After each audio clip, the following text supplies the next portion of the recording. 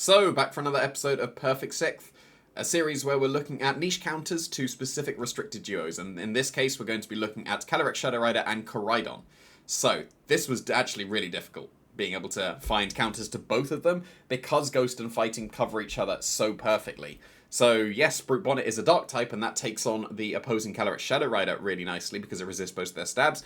But then the fighting type attacks from the Koraidon is going to do a lot of damage to Brute Bonnet. However, it can just about maybe survive if they don't have a Life Orb. They should have a Life Orb. Life Orb is the correct Koraidon, but some still default to Clear Amulet.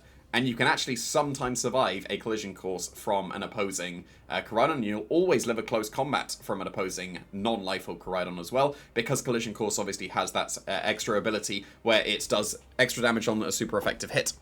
So if you're facing the correct Koraidon, then this Brute Bonnet isn't as much of a counter. Whereas if you're facing a not correct Koraidon, then this actually is somewhat a counter to both Shadow Rider and opposing Koraidon. It's definitely more of a counter than Amoonguss would be because of that dark typing, which does absolutely help out against the opposing Shadow Riders.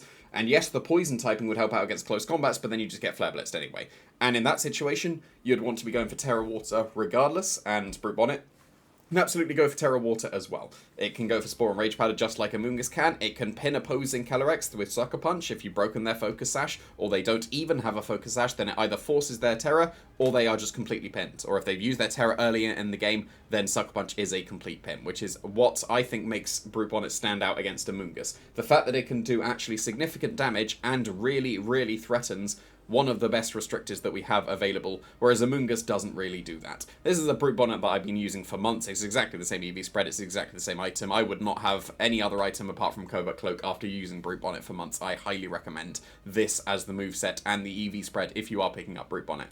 So I'm really pushing it when it comes to niche, because Flutter Mane is not the most niche of Pokemon. However, as a very experienced Koraidon player, and Shadow Rider is actually probably my second most used restricted that I do default to, Flutter Mane has felt the most awkward Pokemon to face against. And that's just been across multiple teams that I built. Flutter Mane has always felt awkward. So it would be remiss of me to not mention Flutter Mane, because I do think it is a very good counter to the duo. As you're going to be able to get the Photosynthesis even without the booster energy, which frees up the Focus Sash, which means you don't have to Terra Normal if you don't need to, that you can survive one Astral Barrage at least and respond back with an Icy Winds to break the Focus Sash into a Shadow Ball to be able to pick up the KO. I don't think I really need to explain this moveset. It should be self-explanatory why we have Shadow Ball on this moveset, because we're facing down opposing Shadow Riders. We have a Fairy type attack to be able to deal with opposing Koraidons, and speed control against two very fast restricted is a good thing.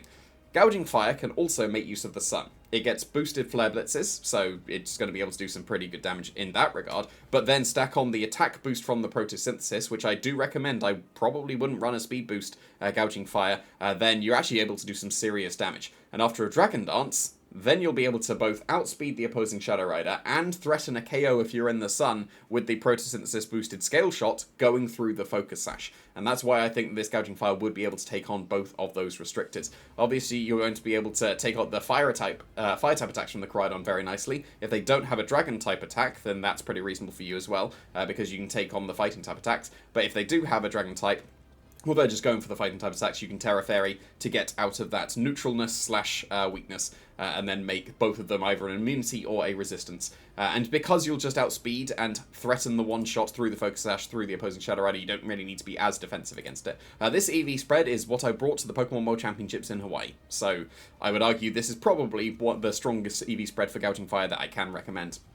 And you obviously need the loaded dice as your item. I had Clear Amulet at the World Championships, but then I had Stomping Tantrum and Terra Ground. But to be a proper Shadow Rider counter, to even more effectively, now that they're running Focus Sash much more commonly when they didn't before, and you could get away with even Heat Crash as your move, I don't think you can anymore in double restricted formats, then loaded dice and Scale Shot is the way to go for this Gouging Fire. This is a dark type that is not going to be taking a super effective hit from the close combat, but I don't think that matters, because even a neutral hit would just OHKO the opposing Grimmsnarls. Yes, you can go for screens, but we know how Grimmsnarl and screens work at this point. I'm going to be giving a slightly different moveset that could still be viable at beating both of them. I've already mentioned why Sucker Punch pins opposing Calyrex Shadow Riders. You've got 120 base attack with the Grimmsnarl. It's actually very significant, and if you invest in this attack, it's doing some pretty good damage. Spirit Break super effectively hits the Koraidon quad weakness, so you would easily be able to pick up the KO, forcing them to have to go for their Terra Fires. If they go for the Terra Fire, well then suddenly the Calyrex Shadow Rider hasn't gone for its Terra whatever, and then Sucker Punch is able to pin them in that regard. So Fake Out is a bit more utility, because if you're not having screens, I think you have space for Fake Out. Like, Fake Out's a pretty good move in VGC, right? And then because, again, they are very fast Pokemon, speed control would be appreciated, and Thunder Wave is the best thing you can do for Grimmsnarl. I would consider Scary Face as a 100% accurate way of getting speed control, but for some reason people are still running Clear Amulet on Koraidons, and that wouldn't be able to work against Koraidons that are holding that item, even though they should be Life Orb. It's just correct to be Life Orb. Thunder Wave is going to be consistent. I say consistent, it can miss, but consistent in that it will always get that speed control if it does connect with the opponent. And then Roaring Moon is very similar to Gouging Fire in that you've got a Protosynthesis boosted Scale Shot with a loaded dice, with a Dragon Dance boost that will be able to OHKO the Calyrex through its Focus Sash. I will caveat that you need to Dragon Dance once and also have the Protosynthesis boost to be able to get it with 4. But if you don't have the Protosynthesis boost, you can get it with 5, so it's still a 50-50 on whether you get the OHKO through the Focus Sash with the Scale Shot. I have found that, well, I've tried out Roaring Moon with Dragon Dance in the Regulation G, and I thought it was pretty good. I've tried it out in Regulation I, and I found that these 2 stabs, there's something missing. So you can absolutely consider something like Iron Head to hit the fairies, or Terra Blast to make use of Terra Fairy. I think Terra Fairy is the correct Terra on this moveset for the Roaring Moons. But yeah, I found with just Dark and Dragon, there's a little bit missing. So this is stronger than Gouging Fire if you compare the attack stats that you do have, because they have the same speed stat. Obviously, Gouging Fire is a lot more defensive compared to Roaring Moon, but this is a lot more offensive compared to Gouging Fire. However, a Flare Blitz is going to be stronger than a knockoff, because it's a higher base power, and also it could be in the sun. So then you'd be able to get that boost as well. So Roaring Moon should still be considered because it is slightly better against Shadow Riders and can shrug off the stabs that it is going to be able to go for. But Gouging Fire overall might be more effective just in general and also against the duo. Because this is obviously hit super effectively by close combat from forcing the Terra Fairy, whereas Gouging Fire has the defense that it could be able to survive that attack. And then finally, Thundurus is a Pokemon that can neuter both the offenses of Shadow Rider and Koraidon. Eerie Impulse into the opposing Shadow Rider at prankster priority, so it doesn't matter what the speed, and then Rain Dance turns off the Drought, which means that the Koraidon is severely weakened. So this is going to be the best Pokemon if you want to be going for the damage reduction kind of strategy, as well because you've got the speed control and the Thunder Wave, like Koraidon and Calyrex hit hard and fast, and you can stop them hitting hard, and you can also stop them hitting fast. So I would argue that of all of these Pokemon that I've given to you, that have been just in alphabetical order, by the way, that's not necessarily recommending in any order, it's just been alphabetical every time.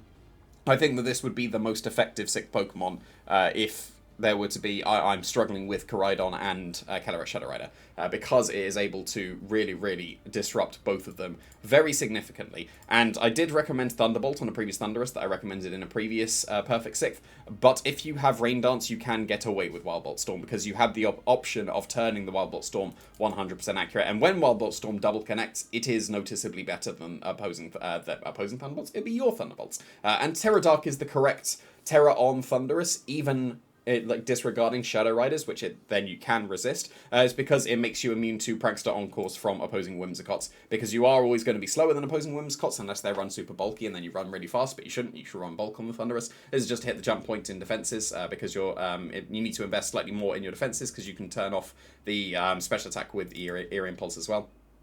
So yeah, I don't tend to, or at least I'm not going to be trying to recommend, hey, this is the best one, but I think this is obviously the standout if you are needing to counter Koraidon and Shadow Rider. So if you've got any other Pokemon that you think I missed, because this is a pretty small list compared to the other few that I've been able to get, only 6 Pokemon.